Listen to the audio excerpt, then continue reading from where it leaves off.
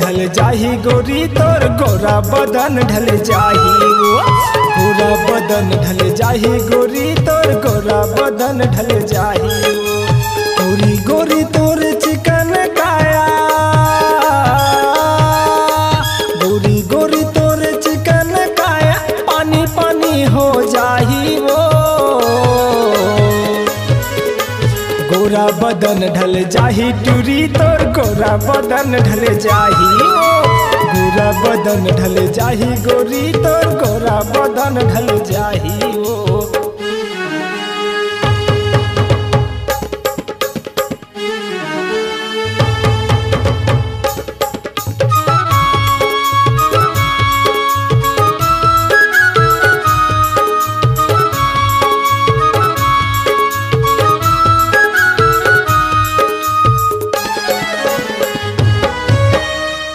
रसीली तोर नैना शराबी चंदा घलो लजला जाही वो चंदा घलो लजला जाही चटक मटक तोरे रेंगना वो गोरी तूरन के जीवला जलाही वो तूरन के जीवला जलाही गोरी गोरी तोरे चिकन काया पानी पानी हो जाही वो गोरा बदन ढल जाही टूरी तोर गोरा बदन ढल जाही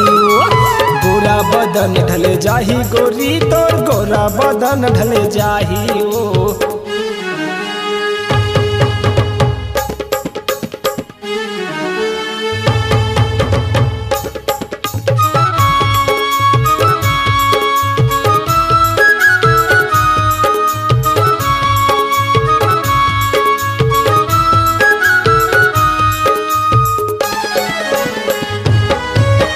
गली मोहल्ला में सीटी बजत है चारों कोती हो गे हल्ला वो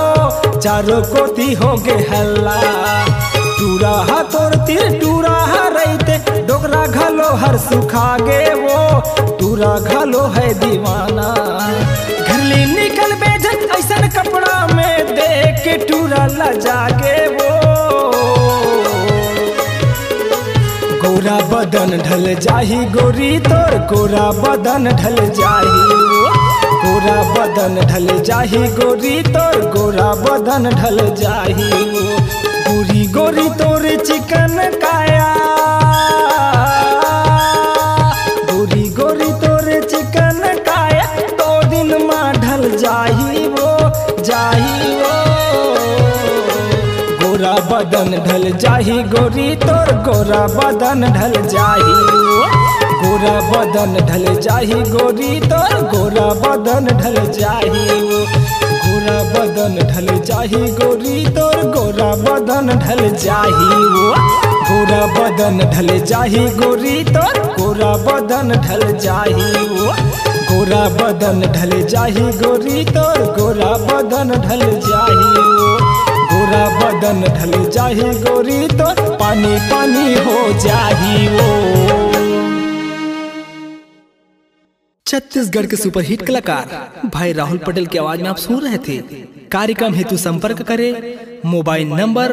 9753673375 आरपी म्यूजिक बुंदेली। आपकी आवाज ही आपकी पहचान है। यदि आप अपनी आवाज को एक नया आयाम देना चाहते हैं तो चले आइए मल्टी ट्रैक डिजिटल रिकॉर्डिंग के लिए AVM audio video studio Khamtarai Raipur. Mobile number 9301523929 और 7869646201। यदि आप नए एवं पुराने गीत सुनना चाहते हैं तो avmgana.com में जाकर गाना फ्री डाउनलोड करें और YouTube चैनल में AVM गाना और KK कैसेट्स को सब्सक्राइब करें।